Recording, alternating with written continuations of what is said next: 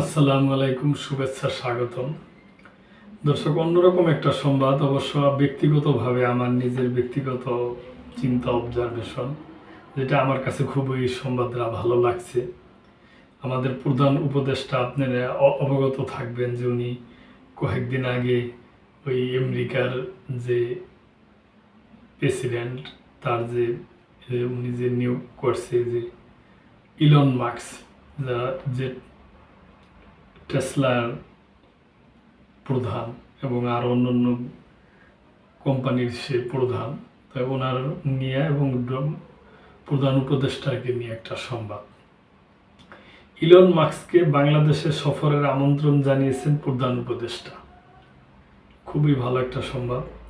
প্রধান উপদেষ্টা অধ্যাপক মোহাম্মদ ইউনূস যুক্তরাষ্ট্রের শীর্ষ ব্যবসায়ী এবং স্পেস এক্সের প্রধান নির্বাহী কর্মকর্তা সিইও ইলন মাস্ককে বাংলাদেশ সফরের আমন্ত্রণ জানিয়েছে। পাশাপাশি বাংলাদেশে স্টারলিংক স্যাটেলাইট সেবা চালুর প্রস্তাব দিয়েছে। 19 ফেব্রুয়ারি মাস্ককে পাঠানো এক চিঠিতে প্রধান উপদেষ্টা তাকে আমন্ত্রণ জানান ও ওই প্রস্তাব দেন। চিঠিতে প্রধান উপদেষ্টা উল্লেখ করেন, তার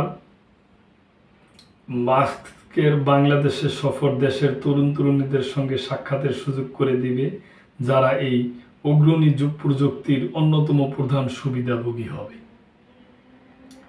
চিঠিতে প্রধান উপদেষ্টা বলেন, আসুন একটি উন্নত ভবিষ্যৎ গড়ে তুলতে আমরা একসঙ্গে কাজ করি। চিঠিতে আরও বলা হয়, বাংলাদেশের অবকাঠামোর সঙ্গে স্টারলিংকের সংযোগ যুক্ত করা হলে বিশেষ করে দেশের উদ্যমী যুব সমাজ, গ্রামীণ ও সুবিধা বঞ্চিত নারী এবং প্রত্যন্ত ও অনগ্রসর জনগোষ্ঠীর জন্য তা বৈপ্লবিক পরিবর্তন বয়ে আনবে। এটা একটা ঠিকই আছে দর্শক, তার কারণে এখন যে বর্তমানে ইন্টারনেট আছে, এটা অনেক দুর্গম এলাকায় পাওয়া যায় না। আমরা যারা ঢাকায় বসবাস করি, আমাদের ওই তো অনেক সময় হয় না আর কি, নেটওয়ার্ক সুন্দরভাবে আসে না। প্রধান উপদেষ্টা তার উচ্চ পর্যায়ের প্রতিনিধি খলিলুর রহমানকে স্পেস এক্স টিমের সঙ্গে ঘনিষ্ঠভাবে সমন্বয় করে প্রয়োজনীয় কার্যক্রম সম্পূর্ণ করার নির্দেশ দিয়েছেন, যাতে আগামী 90 কর্মদিবসের মধ্যে বাংলাদেশে স্টারলিংক চালুর ক্ষেত্র প্রস্তুত করা যায়। খুবই ভালো খবর দর্শক। অধ্যাপক ইউনূস 13 ফেব্রুয়ারি ইলন মাস্কের সঙ্গে ফোনালাপ করেন।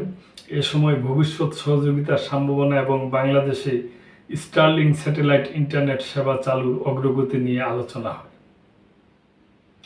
তো দর্শক, আমার এটা ব্যক্তিগত অবজারভেশন, আমি জানি না আপনাদের কি চিন্তাধারা।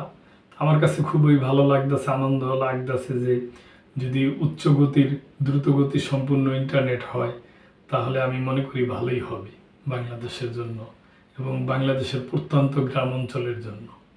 তাই আমরা আশায় রইলাম, দেখি ভবিষ্যতে কি হয়। তো দর্শক, ভালো থাকবেন। আজকে এই পর্যন্তই। ভালো লাগলে লাইক, কমেন্ট, শেয়ার করে বিভিন্ন মন্তব্য লিখে চ্যানেলটির পাশে থাকবেন এবং সাবস্ক্রাইব করে রাখবেন। আল্লাহ হাফেজ।